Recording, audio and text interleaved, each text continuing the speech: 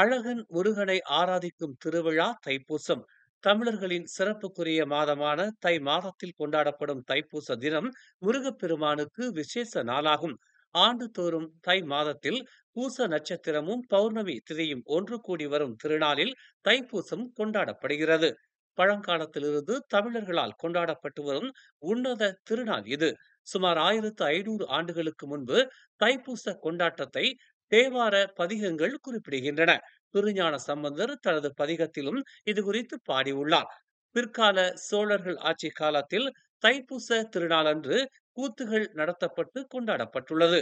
இதனை குறிக்கும் விதத்தில் திருவிடை மருதூர் மகாலிங்கேஸ்வரர் திருக்கோயிலில் கல்வெட்டுகள் சாட்சி கூறுகின்றன. அறுபடை வீடுகளாக போற்றப்படும் முருகப்பெருமானின் கோயில்கள் அனைத்திலும் இந்த தைப்பூச திருவிழா வெகு விமர்சையாக கொண்டாடப்படும். குறிப்பாக பழனி முருகன் கோயிலில் தைப்பூச திருநாள் 10 நாட்கள் வெகு விமர்சையாக நடைபெறும். தைப்பூச திருவிழாவானது இந்தியா மட்டுமல்லாது மலேசியா, சிங்கப்பூர், ஆஸ்திரேலியா, தென்னாப்பிரிக்கா, மொரிசியஸ் போன்ற நாடுகளிலும் வெகு விமர்சையாக கொண்டாடப்படும்.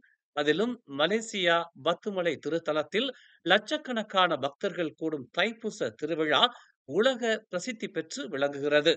தைப்பூச திருநாள் அன்று அதிகாலை எழுந்து குளித்துவிட்டு முருகப்பெருமானை வழிபாடு செய்ய வேண்டும். பின்னர் முருகன் கோயிலுக்கு சென்று வழிபாடு செய்துவிட்டு முடிந்தால் மற்றவர்களுக்கு அன்னதானம் வழங்கலாம். முழுமையாக விரதம் இருந்து மாலை கோயிலுக்கு சென்றுவிட்டு விரதத்தை முடித்துக் கொள்ளலாம். முருகப்பெருமான் வள்ளியை மணந்து கொண்ட திருநாள் இந்த தைப்பூச திருநாள் என்பது நம்பிக்கை.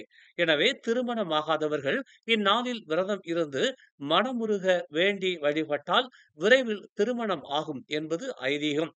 மலேசியாவில் நாடு முழுக்க உள்ள ஆலயங்களில் தைப்பூசத்திற்கான நேர்த்தி கடன்களை, வேண்டுதல்களை பக்தர்கள் நிறைவேற்றி வருகின்றனர். விதவிதமான காவடிகளோடு அலகு குத்தி ஆடுவதோடு முட்டிக்கால் போட்டு படியேறி பால் குடம் எடுக்கும் பக்தர்களும் உருகி வேண்டி இத்திருநாளில் இறையருள் பெறுகின்றனர். பிற சமூகத்தினரும் ரத ஊர்வலத்தின் போது பாத யாத்திரை செல்லும் பக்தர்களுக்கு அன்னதானம், குளிர்பானங்கள் வழங்கி பக்தியை கொண்டாடுவது மலேசிய பல்லினத்துவத்திற்கு ஓர் அடையாளம். பக்தர்களின் குறை நீங்க பார்வை ஒன்று போதுமையா. குன்றத்திலே அமர்ந்த தூயவனே, குறை நீக்க வந்த மேலவனே. குன்றத்திலே அமர்ந்த தூயவனே, குறை நீக்க வந்த மேலவனே. மேலும் செய்திகளை தெரிந்து கொள்ள தமிழ் மலர் நாளிதழை பாருங்கள்.